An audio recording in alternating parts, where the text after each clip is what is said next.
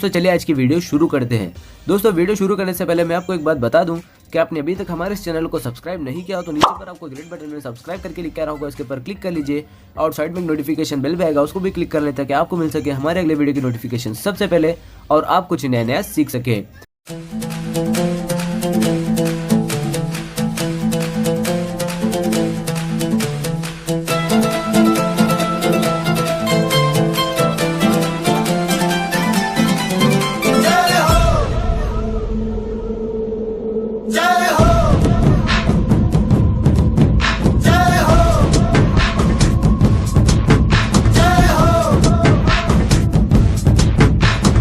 आजा आजा जिंद शामी आने के तले, आजा जरी वाले नीले आसमाने के तले। जय हो जय हो। आजा आजा जिंद शामी आने के तले, आजा जरी वाले नीले आसमाने के तले। जय हो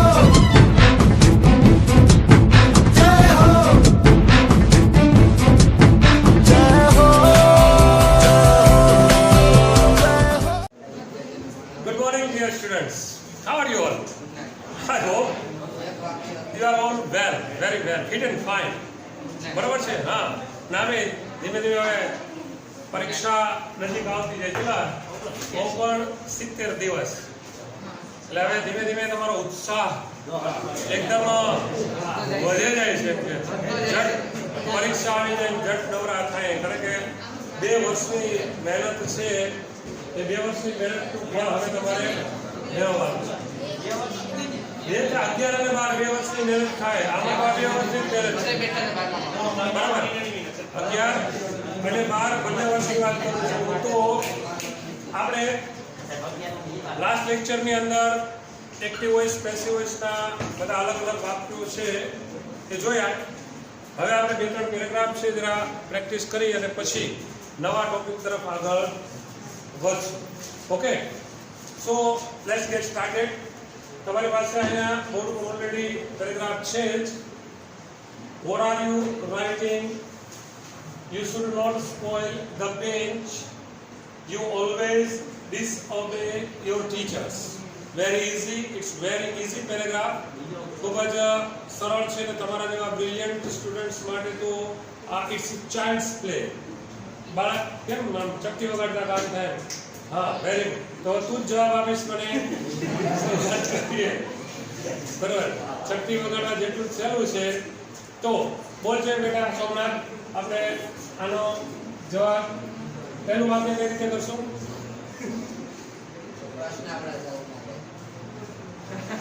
નહીં, આપણે ખબર છે કે કોઈ પણ વાક્યને પેસિવમાં બદલશું ત્યારે સૌથી પહેલા તો આપણે ટેન્સ જોશું કે ટેન્સ કયો છે બરાબર।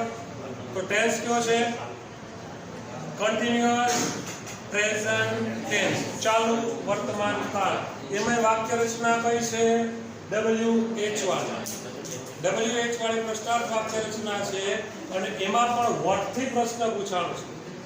જનરલી આપણે વોટ થી પ્રશ્ન પૂછીએ છીએ ક્યારે પૂછીએ છીએ? કર્મ વિશે જાણવા માટે બરાબર। વોટ આર યુ રાઇટિંગ, તમે શું લખી રહ્યા છો? કર્મ છે નહીં એટલે વોટ વાળા વાક્યની અંદર ઓબ્જેક્ટ હોતું નથી। આ વાક્યને જ્યારે આપણે પેસિવમાં બદલશું ત્યારે વોટ થી શરૂઆત કરશું। What is a to be નો પાવર છે ઇઝ કારણ કે ઓબ્જેક્ટ ની ખબર નથી। વોટ ઇઝ પછી ક્રિયાપદ રાઇટ નું રિટર્ન, નોટ રાઇટર, રિટર્ન બરાબર। વોટ ઇઝ ચાલુ કાળ દર્શાવવા માટે બીઇંગ શબ્દ એડ કરશું। ચાલુ વર્તમાન કાળ છે તો ચાલુ કાળ દર્શાવવા માટે બીઇંગ શબ્દ એડ થશે। What is being written, very good, by you. વાહ, કેટલા હોશિયાર છો, જો તમને તરત યાદ રહી જાય જે કાંઈ વોટ એવર આઈ સ્પીક તમને યાદ રહી જાય છે। Very good, very good. સમજાણું આ વાક્ય? વોટ વાળા વાક્યમાં ઓબ્જેક્ટ હોતું નથી પણ વોટ વાળું વાક્ય છે હંમેશા એમાં વર્બ કેવું હોય છે? ટ્રાન્ઝિટિવ, એટલે ટ્રાન્ઝિટિવ વર્બ હોય એટલે પેસિવ થાય। ત્યાર પછી You should not spoil the bench. વાક્ય રચના કઈ છે? કોની વાક્ય રચના છે? મોડેલ ઓક્સિલરીઝ. મોડેલ ઓક્સિલરીઝ છે subject, modal, not, V1. Passive રચના કરીએ તો શું થાય? ઓબ્જેક્ટ, વાક્યની પહેલા object, modal, not, be, V3. Object શું છે આમાં? The bench. The bench. Modal object એમનો મત રહેશે should not, પછી શું કરશું? બી, spoil, again by you. વાહ. The bench should not be spoiled by you. બીજું વાક્ય, you always disobey your teachers. કાળ કયો છે? સિમ્પલ પ્રેઝન્ટ ટેન્સ અથવા તો પ્રેઝન્ટ ઇન્ડેફિનિટ. બે રીતે કહી શકીએ. પ્રેઝન્ટ ઇન્ડેફિનિટ નો પણ અર્થ થાય છે સાદો વર્તમાન કાળ. અહીંયા આપણે કર્મ શું છે? What is object? Your teachers. વાક્યની પહેલા લઈએ your teachers. કાળ મુજબ ઉભીનું રૂપ આવશે are. બરાબર. સાદો વર્તમાન કાળ. હકાર વાક્ય રચના શું થાય? સબ્જેક્ટ, V1 અથવા તો SKES plus object plus other words. એની પેસિવ રચના કરીએ object, am is are, V3 by subject other words. Object છે યોર ટીચર્સ, બહુવચન છે માટે આર. બરાબર. ઓલવેઝ એડવર્બ છે, ધ્યાન રાખશું. Your teachers are always disobeyed by you. સમજાણું? Any question? No question. Good. Yes? So?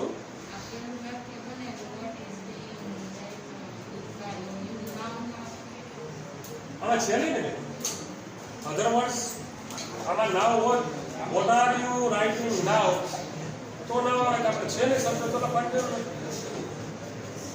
એમ કહો છો ને નાવ શબ્દ પણ એ નથી. જે વર્ડ્સ હોય છે એ લખવાના, એક્સ્ટ્રા એડ કરવાના તો નથી. જરૂરી નથી કે કીવર્ડ્સ હોય. તો કદાચ એમાં હોય નથી લખ્યું નથી લખવાનું. લખેલું છે તો લખવાનું. નેક્સ્ટ વાત તો બેટા બોલ તો બોલ ફરી રિપીટ. બેન તમે બોલો ના. Very good. એટલે તને વાંચતા આવડે, મને ખબર છે, હું બોલી શકે. આપણે સમજાવ્યું છે કે ધ અને ધી એટલે ન ભૂલાવું. અમ્બ્રેલા છે યુ, વાઉલ સાઉન્ડ થી શરૂ થાય છે એટલે the umbrella, not the umbrella. તો the umbrella ants of South America take the pieces of leaf to their nest. કાળ કયો છે? ટેન્સ કયો છે? Simple present tense. ઓબ્જેક્ટ શું છે આમાં? અહીંથી આપણે જવાબ લખશું. શું છે object? The pieces of leaf. બરાબર છે. આખું છે. જનરલી ફરી પાછું રિપીટ કરતા હું. ઓ, નો ની નુના સંબંધક વિભક્તિ છે ઓ, અથવા તો અપોસ્ટ્રોફી એસ વાળો કોઈ પણ શબ્દ હશે તો આખો ફ્રેઝ હશે કર્મ તરીકે. તો વાક્યની પહેલા લઈએ the pieces of leaf. બરાબર છે. પછી ટુકીનું રૂપ શું આવશે? is આવશે. યાર is આવશે. કેમ? આર આવશે. અરે વાહ. પાંદડું ભલે એક હોય, કટકા ઘણા બધા છે. સમજો. ભૂલ અહીંયા આ કરીએ છીએ આપણે. જનરલી ક્રિયાપદ વાપરીએ છીએ છેલ્લા શબ્દને કારણે. કઈ લીફ આપી દીધું એટલે તમને એક જ પાંદડું છે એટલે ઈઝ વાપરી નાખીએ ના. આખો શબ્દ સમજો. લીફ પાંદડું ભલે એક હોય, કટકા ઘણા બધા છે. એટલે કરતા શું છે એ જરા જોવાનું છે. કે પાંદડું ભલે એક, કટકા ઘણા બધા છે. ધેટ મીન્સ પ્લુરલ છે, બહુવચન છે તો શું વાપરશું? R. The pieces of leaf આ કર્મ શું છે? હવે ક્રિયાપદ શું છે આમાં? ટેક. ટેકનું શું થશે? ટેકન. Are taken. ફરી પાછું રિપીટ કરું છું, એનું ઉચ્ચારણ એ થાય છે કે ટેક નહીં, ટેકન શબ્દ વાપરીએ છીએ. Take, not take. Take. Problem જો ઘણીવાર તમે મેડ બોલીએ છીએ, મેક હોય તો મેક શબ્દ છે જ લગભગ આગળ હતું, આમ જ છે. આ મેક શબ્દ છે. હવે એનું તમે V3 બોલો, મેડ બોલી નાખીએ આપણે, બોલીએ છીએ મેડ. એકચ્યુઅલી મેડ બોલવું પડે. શા માટે? મેડ બોલો તો પાગલ થઈ જાય. ઉચ્ચારણનો ફેર એટલે જ કહું છું કે મેક, મેડ, મેડ. ઉતાવળમાં આપણે મેડ બોલી નાખીએ, મેક ટુ મેડ. તો મેડ ધેટ મીન્સ પાગલ. પાગલ તો નથી, બરાબર છે? તો the pieces of leaf are taken to their nests by the umbrella ants of South America. ચલ સર, વેરી કેટલું ઈઝી છે ચપટી વગાડવા જેટલું. Yes, very good. ચપટી વગાડવી સહેલી.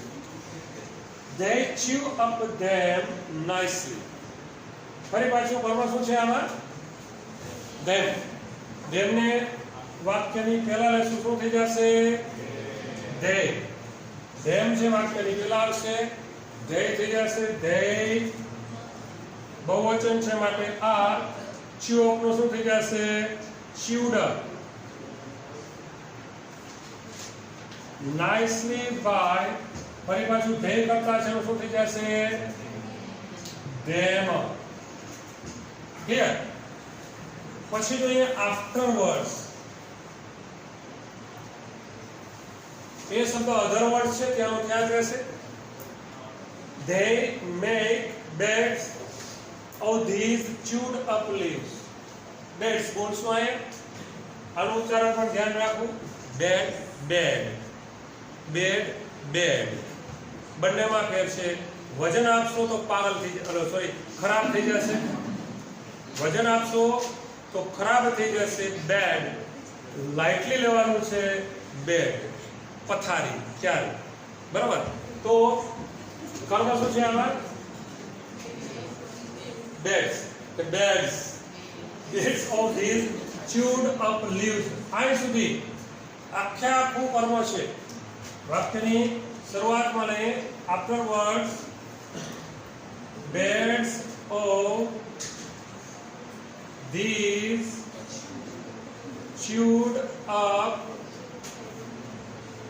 leaves. બરાબર. હવે આવશે ટોપીનું રૂપ આર. મેક નું શું થશે? made, not made.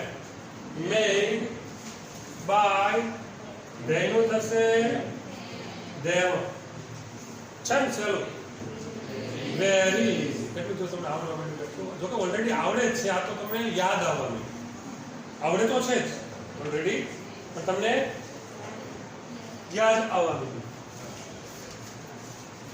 નેક્સ્ટ આ વાક્ય જોઈએ. having delivered the speech, Mr. Bansal stood for some time. વાક્ય રચના કઈ છે? વાક્ય રચના કઈ છે? યસ, કઈ છે? કયું વાક્ય છે? having delivered the speech. Hearing વાળી વાક્ય. વેરી ગુડ, વાહ, મને ખબર નહોતી કે હેરિંગ વાળી વાક્ય છે. How clever you are. Very interesting, very interesting. જોઈ ચોપડામાં જોઈ. પરફેક્ટ પાર્ટિસિપલ, પૂર્ણ કૃદન. having delivered the speech, perfect participle, પૂર્ણ કૃદન. ક્યારે ઉપયોગ કરીએ છીએ આનો? યસ, પરફેક્ટ પાર્ટિસિપલ નો ઉપયોગ ક્યારે કરીએ? લાસ્ટ લેક્ચર જ જોયું આપણે. એ ચોપડી બંધ કર, ચોપડી બંધ કર. ચોપડામાં નહીં, ચોપડામાં જવાબ. હા, એક ક્રિયા કર્યા પછી તરત બીજી ક્રિયા કરવામાં આવે છે. કોઈ એક કર્તા દ્વારા એક ક્રિયા કર્યા પછી બીજી ક્રિયા કરવામાં આવી હોય ત્યારે આપણે પરફેક્ટ પાર્ટિસિપલનો ઉપયોગ કરીએ છીએ. વાક્યની શરૂઆત કરીએ છીએ હેવિંગ પ્લસ V3 થી. પેસિવ રચના શું થાય? What is passive structure? Object having being V3. Object શું છે આમાં? The speech. ધ સ્પીચ વાક્યની પહેલા લઈએ. The speech having been delivered. બીજું વાક્ય Mr. Bansal stood for some time. શું થશે પેશિયાનું? એમ નામ રહેશે કા? બોલો પેશિવ ન થાય? કા શા માટે ન થાય? નથી લખવું એટલે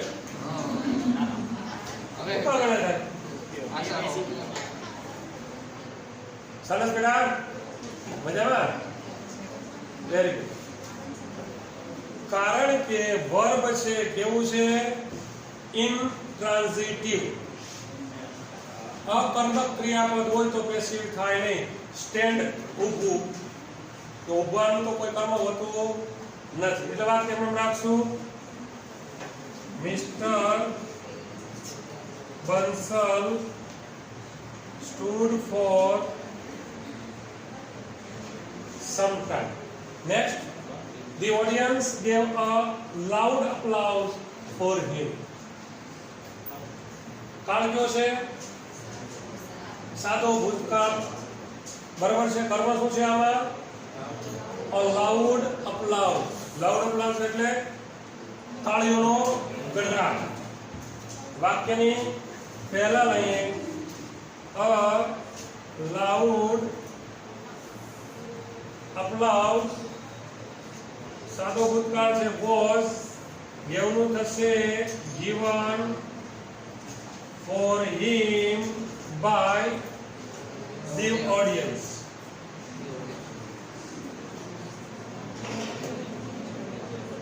પછી Mr. Bansal wants to uplift the poor. વાક્ય રચના કઈ છે? અગેન પાછળમાં કયું વાક્ય છે આ? યસ. હા, આમાં શેનો ઉપયોગ થયો છે? સાદો વર્તમાન કાળ છે. એમાં પણ કંઈક બીજો વિશેષ ઉપયોગ છે કઈ? Mr. Bansal wants to uplift the poor. Infinitive. to વાળું ક્રિયાપદ. ઇન્ફિનિટિવ ની પેસિવ રચના એક્ટિવ હોય તો 2 પ્લસ V1 અને પેસિવ શું કરીએ છીએ? ઇન્ફિનિટિવ ની પેસિવ રચના 2V પ્લસ V3. આ વાક્ય પેસિવ કઈ રીતે થશે? મિસ્ટર બંસલ wants ઈચ્છે છે. હવે પછીના વાક્યમાં કર્મ શું છે? The poor. વાક્યની પહેલા લઈએ ધ પુઅર. બરાબર. ઇન્ફિનિટિવ નું શું કરશું? 2B plus V3. Mister Bansal wants the poor to be uplifted. Got it? Chess સાહેબ. Any question? No question. જોઈ લેતા પછી આગળ વધીએ.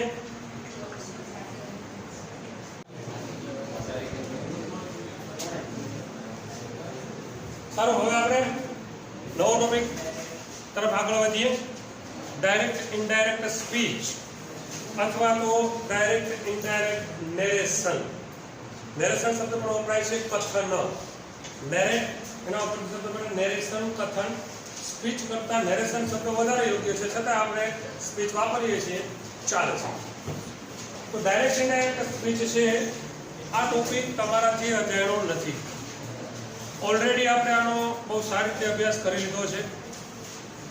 10મા 11મામાં બહુ વ્યવસ્થિત રીતે અભ્યાસ કર્યો છે અને આઈ નો કે તમે આ ટોપિક બહુ સારી રીતે તમને આવડે છે અને this is the most favourite topic.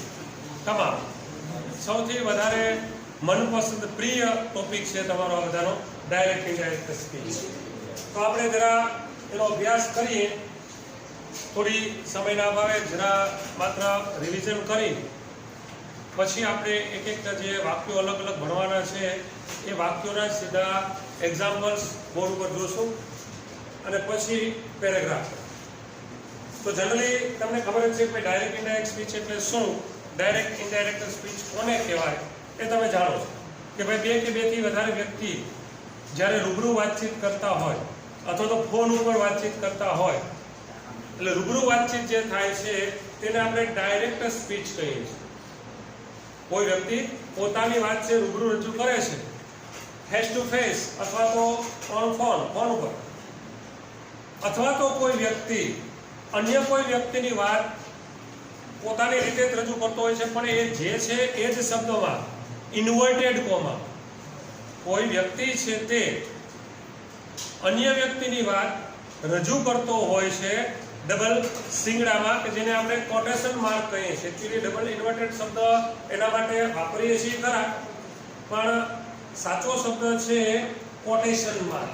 કારણ કે કોટ એટલે કેવું, કોઈનું વાક્ય આપણે બોલીએ છીએ, કોઈનું કહેલું વાક્ય બોલીએ છીએ, કોઈ પુસ્તકનું વાક્ય આપણે લઈએ છીએ તો એ વાક્યને ઓલવેઝ આપણે ડબલ સિંગડામાં દર્શાવીએ છીએ કે જેને ઇન્વર્ટેડ કોમા કહીએ છીએ, પણ એકચ્યુઅલી એક કોટ છે કોઈનું કહેલું એટલે એને કોટેશન માર્ક તરીકે ઓળખવામાં આવે છે. તો કોઈ વ્યક્તિ છે અન્ય કોઈ વ્યક્તિની વાત છે એ જેમ છે એમ જ કોટેશન માર્કની અંદર રજૂ કરે છે તો પણ આપણે એને ડાયરેક્ટ સ્પીચ કહીએ છીએ. ઇનડાયરેક્ટ સ્પીચ એટલે શું, તો કે ભાઈ અન્ય વ્યક્તિએ કહેલી વાત કોઈ વ્યક્તિ પોતાના શબ્દોમાં કહે છે, કોટેશન માર્કનો ઉપયોગ કરતો નથી અને જરૂરિયાત મુજબના ફેરફારો કરીને બોલે છે, તેને આપણે ઇનડાયરેક્ટ સ્પીચ કહીએ છીએ. આ વાત તમે સારી રીતે જાણો છો. ડાયરેક્ટ સ્પીચમાંથી ઇનડાયરેક્ટ સ્પીચમાં જ્યારે આપણે વાક્ય ફેરવીએ છીએ ત્યારે મુખ્યત્વે 3 પ્રકારના ફેરફાર થાય છે. રિપોર્ટેડ સ્પીચની અંદર જે કોમા અથવા તો ડબલ સિંગડાની અંદર જે વાક્ય આવેલું છે એની અંદર આપણે મુખ્ય 3 ફેરફાર કરીએ છીએ.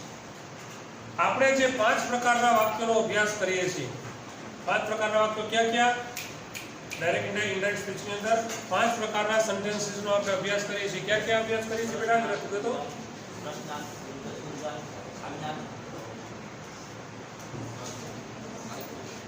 વેરી ગુડ ટ્રાય, સારી વાત, try and try but don't try. તો 5 પ્રકારના જે વાક્યો છે એમાં એક છે અસર્ટિવ વિધાન વાક્ય. અસર્ટિવ વિધાન વાક્ય એમાં આપણે વિધાનની અંદર અફર્મેટિવ અને નેગેટિવ 2 પ્રકાર આવે છે. પછી આવે છે ઇન્ટરોગેટિવ પ્રશ્નાર્થ વાક્ય, ઇમ્પેરેટિવ આજ્ઞાર્થ વાક્ય, એક્સક્લેમેટરી ઉદ્ગાર વાક્ય અને ઓપ્ટેટિવ શુભેચ્છા દર્શક વાક્ય. આજે 5 પ્રકારના વાક્યોનો અભ્યાસ કરીએ છીએ. એમાં 5 પ્રકારના વાક્યોમાં ડાયરેક્ટ સ્પીચમાંથી ઇનડાયરેક્ટ સ્પીચમાં વાક્ય ફેરવીએ તો 3 ફેરફાર મુખ્ય થાય છે. બાકી પછી ઇન્ડિવિડ્યુઅલ દરેક વાક્ય છે એ વાક્ય પ્રમાણે થોડા ઘણા ફેરફાર થાય છે એ અલગ છે, પણ 3 ફેરફાર એવા છે કે જે મુખ્ય થાય છે. ક્યાં ક્યાં છે, ક્યાં? યસ,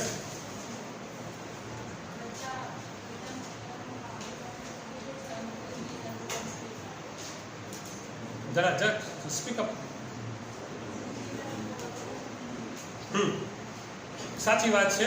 બીજા કોઈ? પહેલો ફેરફાર આપણે જોઈએ છીએ તો એ સર્વનામમાં ફેરફાર.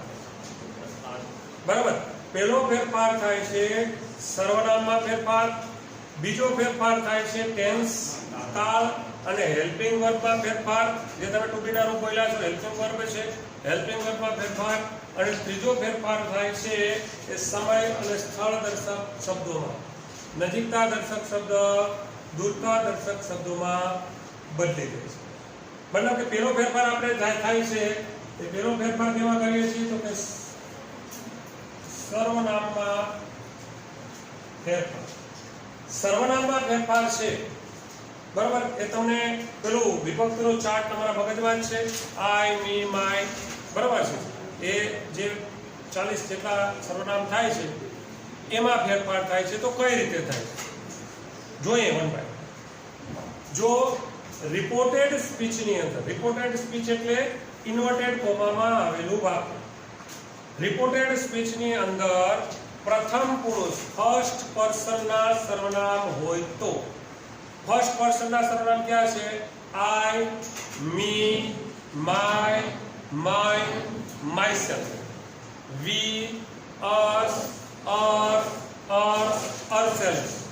આ 10 સર્વનામ છે પ્રથમ પુરુષના સર્વનામ છે ફર્સ્ટ પર્સનના. પહેલા પુરુષના સર્વનામ છે તે હંમેશા રિપોર્ટર એટલે કે બોલનાર વ્યક્તિને આધારે બદલે છે. જો રિપોર્ટેડ સ્પીચની અંદર બીજા પુરુષના સર્વનામ આવેલા હોય તો સેકન્ડ પર્સન એના જે સર્વનામ છે ક્યાં ક્યાં છે? You, you, your, yours, yourself અને યોરસેલ્ફ. આ જે સેકન્ડ પર્સન છે બીજા પુરુષના સર્વનામ હોય તો તે લિસનર એટલે કે સાંભળનારના આધારે બદલે છે. ઓલરેડી તમારી પાસે આ બધું લખેલું જ છે એટલે આપણે લખાવતા નથી, માત્ર તમને યાદ દેવરાઈ દઉં છે, ઝાટકણી માર દઉં, ધૂળ ઉડી જાય. બીજો ફેરફાર શું થાય છે? બીજો ફેરફાર થાય છે કાળ અને સહાયકારક ક્રિયાપદોમાં ફેરફાર. કાળ અને સહાયકારક ક્રિયાપદમાં ફેરફાર કઈ રીતે થાય છે? જો રિપોર્ટિંગ વર્બ એટલે શું? રિપોર્ટર અને લિસનર એ બંનેની વચ્ચે જે વર્બ આવેલું છે એને આપણે રિપોર્ટિંગ વર્બ કહીએ છીએ. એ સે, સેઝ, ટેલ, ટેલ્સ, સેડ, આસ્ક, બરાબર? આ રીતે જે શબ્દો આવેલા છે, વર્બ આવેલા છે, એને આપણે રિપોર્ટિંગ વર્બ કહીએ છીએ. તો જો રિપોર્ટિંગ વર્બ છે તે કોઈ પણ પ્રકારના વર્તમાન કાળ અથવા તો ભવિષ્ય કાળમાં હોય તો, એટલે કે સે હોય, સેઝ હોય, ટેલ હોય, ટેલ્સ હોય, આસ્ક હોય, અથવા તો વિલ સે, વિલ ટેલ, એ રીતે કોઈ પણ પ્રકારના વર્તમાન કાળ કે ભવિષ્ય કાળમાં હોય તો રિપોર્ટેડ સ્પીચની અંદર આવેલો કાળ બદલતો નથી. એ કાળ એમને જ રહે છે, નો ચેન્જીસ. રિપોર્ટિંગ વર્બ જે છે એ કોઈ પણ પ્રકારના ભૂતકાળમાં હોય. રિપોર્ટિંગ વર્બ કોઈ પણ પ્રકારના ભૂતકાળમાં હોય, મતલબ કે સેડ હોય, ટોલ્ડ હોય, આસ્ક્ડ હોય, પણ રિપોર્ટેડ સ્પીચની અંદર સનાતન સત્ય, એટર્નલ ટ્રુથ હોય, ગણિત વિજ્ઞાનના તથ્યો હોય, સિદ્ધાંતો કે જે છે એ સૂત્રો હોય, અથવા તો ઇડિયમ્સ, પ્રોવર્બ્સ, કહેવતો હોય, રૂઢિપ્રયોગો હોય, તો પણ કાળ બદલતો નથી. એ કાળ છે એમને રાખવામાં આવેલો છે, આવીએ છે. અને જો કોઈ વ્યક્તિનું કોઈ કહેલું વાક્ય હોય, કોઈ પુસ્તકમાંથી અવતરિત કરેલું વાક્ય હોય કોટેશનમાં, તો એમાં પણ કાળ પરિવર્તન થતું નથી. એ કાળ પરિવર્તન એમનો જ રહેશે, નો ચેન્જીસ. ત્યાર પછી આપણે ત્રીજો ફેરફાર જોઈએ. સહાયકારક ક્રિયાપદમાં ફેરફાર. સહાયકારક ક્રિયાપદમાં ફેરફાર કઈ રીતે થશે? કાળમાં ફેરફાર કઈ રીતે થશે? તો રિપોર્ટિંગ વર્બ જો કોઈ પણ પ્રકારના ભૂતકાળમાં હોય તો રિપોર્ટેડ સ્પીચની અંદર સાદો વર્તમાન કાળ હોય તો એ સાદો ભૂતકાળ થઈ જાય છે. સાદો ભૂતકાળ હોય તો તે પૂર્ણ ભૂતકાળ થઈ જાય છે. એ જ રીતે સહાયકારક ક્રિયાપદો જો એમિઝાર હોય તો વોઝ વર થઈ જાય છે. વોઝ વરનું હેડ બીન થઈ જાય છે. શેલ વિલ હોય તો વુડ થઈ જાય છે. કેનનું કુડ થાય છે. મેનું માઇટ થાય છે. હેર હેઝ હોય તો હેડ થઈ જાય છે. ડુ ડઝ હોય એની સાથે V1 હોય તો V2 મતલબ કે સાદો ભૂતકાળ થઈ જાય છે. ડીડ ની સાથે જો નોટ હોય તો હેડ પ્લસ V3 થઈ જાય છે. અમુક ક્રિયાપદ એવા છે કે જેમાં ફેરફાર થતો નથી સહાયકારક ક્રિયાપદ, જેમ કે could, would, should, must, had, ought to. આ જે હેલ્પિંગ વર્બ છે અથવા તો મોડેલ્સ છે એમાં કોઈ ફેરફાર થતો નથી. ત્યાર પછી આપણે ત્રીજો ફેરફાર જોઈએ તો એ છે સ્થળ અને સમય દર્શક શબ્દોમાં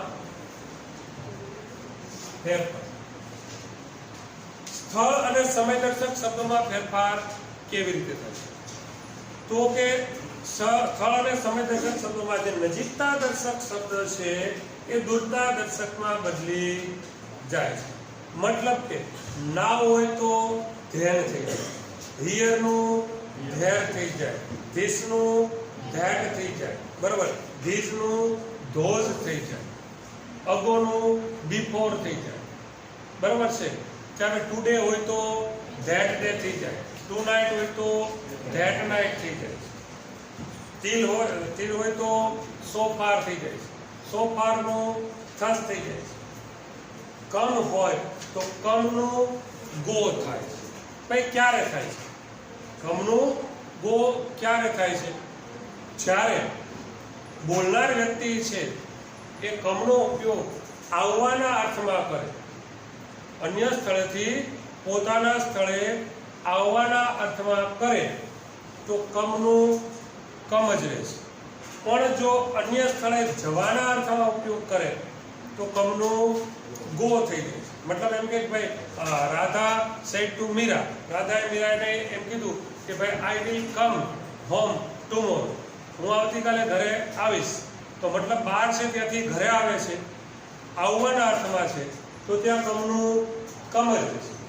પણ એમ હોય કે Radha said to Meera I will come with you to the market, હું તારી સાથે બજારમાં આવીશ, તો ત્યાં અન્ય સ્થળે જવાના અર્થમાં છે તો કમનું શું થઈ જશે? ગો થઈ જશે, બરાબર. ત્યાર પછી આપણે યસ્ટરડે હોય તો શું થઈ જશે? The previous day. The last હોય એનું પણ થઈ જાય છે ધ પ્રીવિયસ ડે. ટુમોરોનું શું થઈ જશે? ધ નેક્સ્ટ ડે અથવા તો ધ ફોલોઈંગ.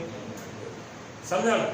એટલે આટલા ફેરફાર છે તે આપણે દરેક જે 5 પ્રકારના આપણે વાક્યોનો અભ્યાસ કરીએ છીએ એમાં કમ્પલસરીલી થાય છે.